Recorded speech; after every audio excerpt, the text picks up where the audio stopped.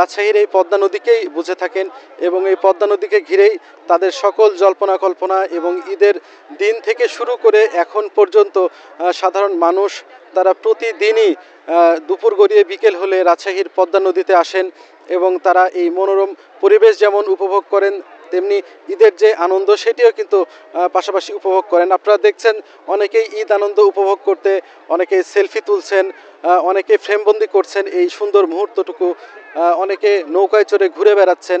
একটা ভালো জায়গা বিনোদনের, এখানে আমরা এই যে বাচ্চাদের নিয়ে একটু ঘোরাফেরা করার জন্য আসছি, ঈদের আনন্দ উপভোগ করার জন্য। আমার স্কুলের পড়ার চাপে আমি আসতে পারি না, এই জন্য আজকে আমি ঈদের জন্য আসতে পারছি, এজন্য আমি অনেক খুশি হয়েছি। আল্লাহর যে একটা নির্ধারণ একটা জিনিস, এইখানে না আসলে তো বোঝা যাবে না, যার কারণে এখানে আসলাম, খুব সুন্দর লাগতেছে।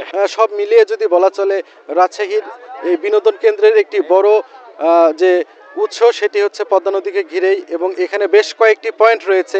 এই পয়েন্টগুলোর মধ্যে সবচেয়ে বেশি টিবাদ পয়েন্টে, এছাড়া সিমলা পয়েন্টে, এছাড়া বড়কুঠি পয়েন্টে, জাহাজঘাট পয়েন্টে, পাশাপাশি এদিকে ইউসুফপুর পয়েন্টগুলোতে সবচেয়ে বেশি মানুষের সমাগম হয়ে থাকে। অনেকে ঘুরে বেড়ানোর জন্য নৌকা নিয়ে চরের মাঝখানে যায়, সেখান থেকে আবার তারা ঘুরে আসে। সব মিলিয়ে যেন ঈদের যে আনন্দ এটি কোনোভাবেই যেন মিস না হয়। ঈদের যে ছুটি সেটি পুরোদমে তারা উপভোগ করার জন্য পরিবার পরিজন এবং বন্ধুবান্ধবদের সাথে এখানে আসেন এবং তারা এই আনন্দ উপভোগ করেন। সব মিলে এই ঈদের যে আমেজ সেটি সপ্তাহখানেক ধরে থাকবে, এমনটাই আসলে দর্শনার্থীরা বলছিলেন।